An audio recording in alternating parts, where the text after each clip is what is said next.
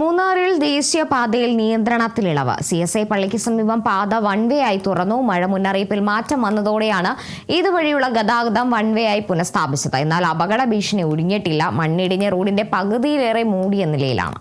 Munnar CSI പള്ളിക്ക് സമീപം ദേശീയപാതയിലാണ് ഗതാഗതം വൺവേയായി പുനഃസ്ഥാപിച്ചത്. അടിമാലിയിൽ നിന്നെത്തുന്ന വാഹനങ്ങൾക്ക് ഈ ഭാഗത്തുകൂടി ഒരു വരിയായി മൂന്നാറിലേക്ക് പോകാം. മൂന്നാറിൽ നിന്ന് അടിമാലി ഭാഗത്തേക്ക് പോകുന്ന വാഹനങ്ങൾ പോലീസ് സ്റ്റേഷന് സമീപത്തെ ചെറിയ പാലം വഴിയാണ് തിരിച്ചുവിടുന്നത്. ഇതോടെ പ്രദേശത്ത് വൺവേ ഗതാഗത സംവിധാനമാണ് നിലവിലുള്ളത്.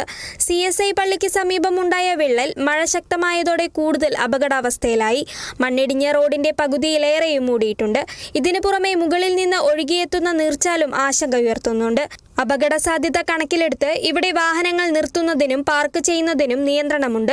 മുന്നറിയിപ്പ് ബോർഡുകളും സ്ഥാപിച്ചിട്ടുണ്ട്. മഴ പൂർണ്ണമായി മാറിയാൽ മണ്ണും മറ്റ് അവശിഷ്ടങ്ങളും നീക്കം ചെയ്ത് ഗതാഗതം പൂർണ്ണമായി പുനഃസ്ഥാപിക്കാനാണ് നീക്കം. അതേസമയം മഴ മുന്നറിയിപ്പിൽ വീണ്ടും മാറ്റമുണ്ടായി റെഡ് അല്ലെങ്കിൽ ഓറഞ്ച് അലർട്ട് പ്രഖ്യാപിച്ചാൽ റോഡ് പൂർണ്ണമായും അടയ്ക്കുമെന്ന് ജില്ലാ ഭരണകൂടം അറിയിച്ചു. Kerala vision news, Idukki.